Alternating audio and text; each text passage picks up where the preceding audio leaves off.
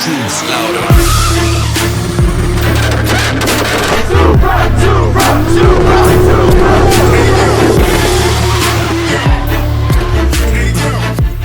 What's up guys, welcome back to the channel, and I'm pretty excited because we have a new delivery of parts. Sean, what do you think? I'm pretty excited myself. I've actually never seen one of these in person.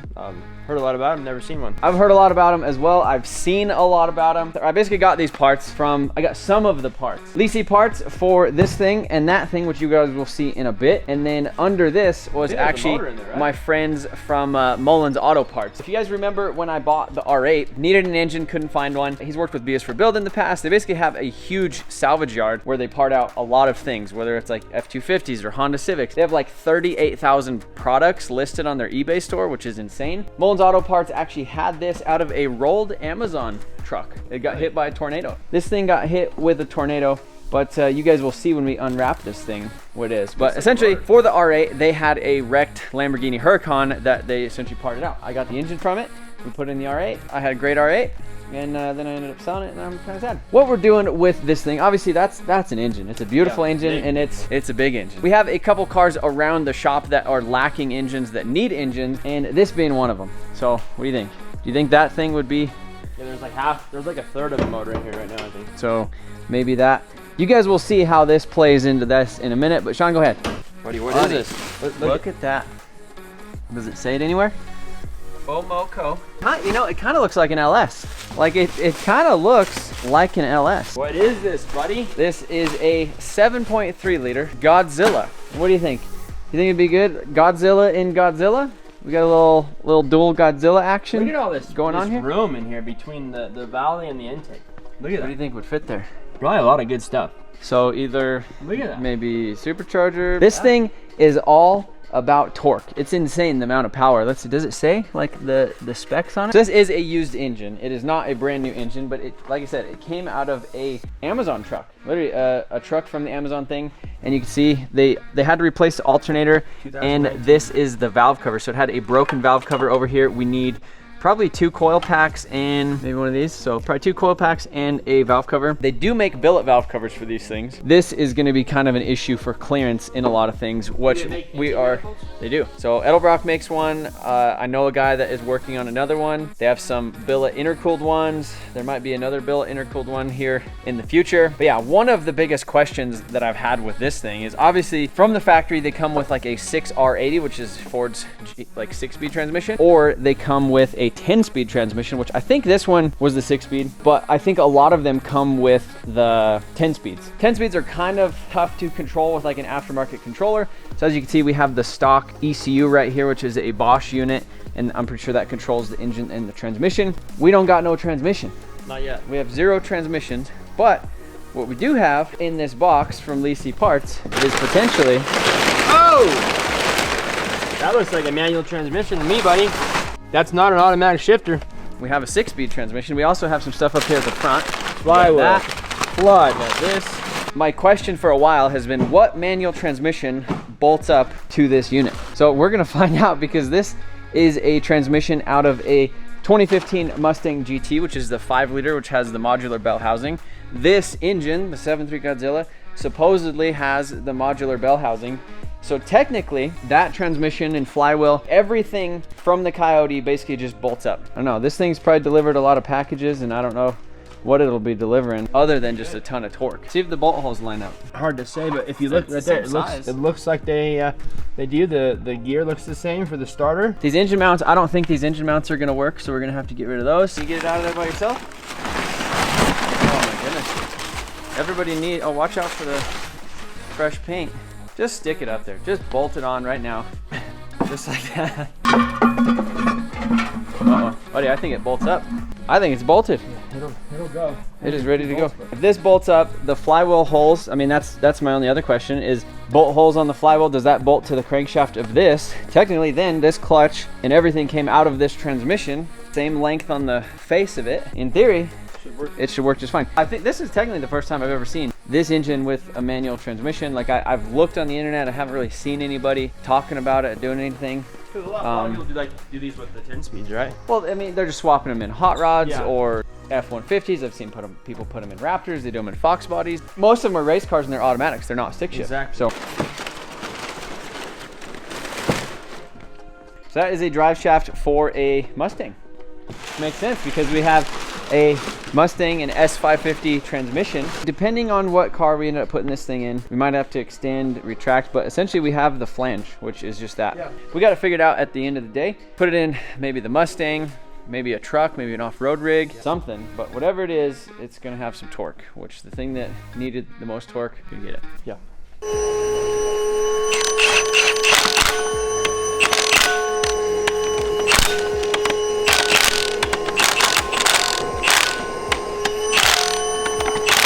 So, Coyote flywheel, Coyote pressure plate, clutch disc. We have the disc in there just kind of loose right now to kind of, technically tight. I centered it best I could without and there's no pilot bearings. No pilot bearings. We need to figure that out, which I'm assuming all we need to do is do a little bit of looking, or probably just order a pilot bushing and see how it is. So. Wow, there it is. Done. I must have centered it pretty well. Yeah, very centered. That's a nice feeling right there when the bolt just goes in and it just tightens up. And obviously there's a little bit of pressure on the pressure plate because this thing is doing that. Now all we gotta do is a little quick connect line, pop it in there. It's just hanging out by itself. We have a crossbar, buddy. Doing great. We are doing great, yeah. That's right, Rip. Since this engine was out of a wrecked thing, you can see need to replace the valve cover right there, which isn't too big of a deal. Obviously clean up all that stuff. And then down here, actually in the oil pan, you can see that there's a little broken, which is bit. Probably okay.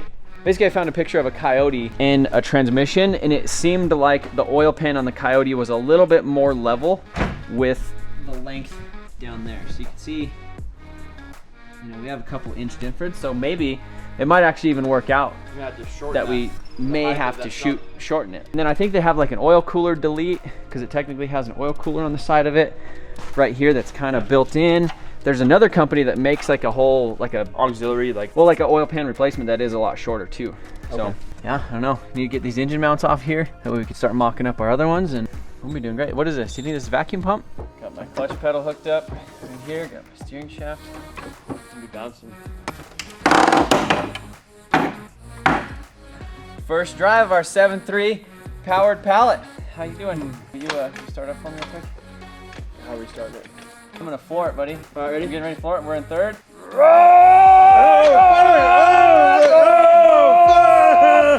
Oh, buddy! Oh my goodness, this thing rips. It's not bad. The first drive, buddy. Manually shifted. This is the first drive video. It is hooked up. It is bolted up. It is ready to go. We have a manual transmission. I think this is I don't know. I don't really think it's the first one. Obviously, Ford Performance made a video of doing like a concept one of these with this in an S550 Mustang, but they didn't have the right intake manifold. There's a lot of camshaft options for these things now. There's supercharger options. People turbo them. People make over 1,000 horsepower.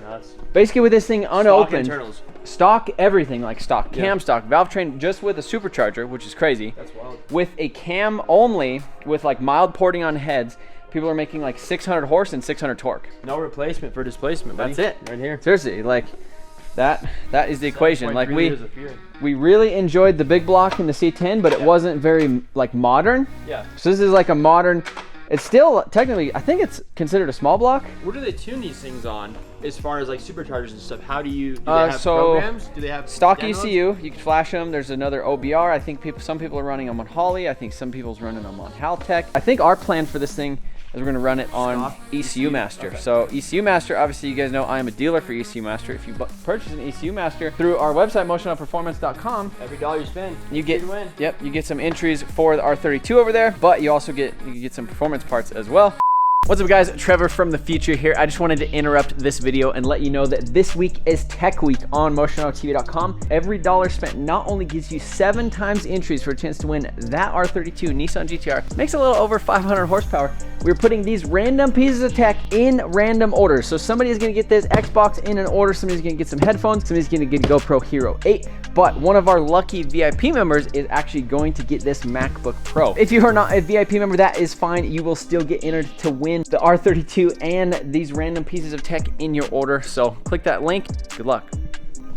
But ECU Master, they actually just released, I think it's still kind of in testing stages, of their ECU Master EMU Pro 16. So the EMU Black, if you were to run a V8, you couldn't run it full sequential. You'd have to do like batched ignition and batched injection and stuff. There wasn't enough inputs and outputs. Yeah. With the Pro 16, there's more inputs and outputs. You could run her full sequential. So I was already talking to ECU Master, and I think we're gonna do a full setup with this. Do they have an adapter harness from the stock harness? Do they have an adapter? No.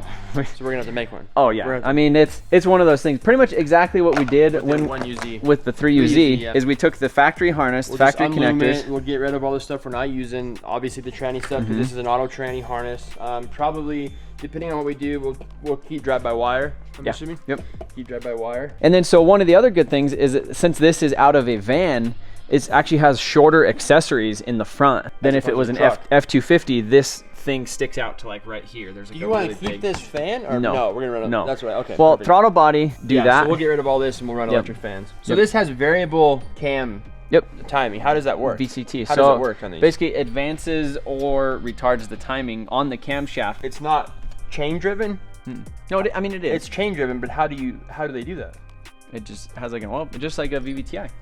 I guess I've never looked into these at all, so that's pretty cool. We just took it for a rip on that pallet. So I want to drive it in a car though. The pallet's fun, but the car's really or a cool. truck, or whatever we decide to put it in. So you guys are gonna have to let me know down in the comments what you think of this swap and what we should put it in. Appreciate you watching. See you later.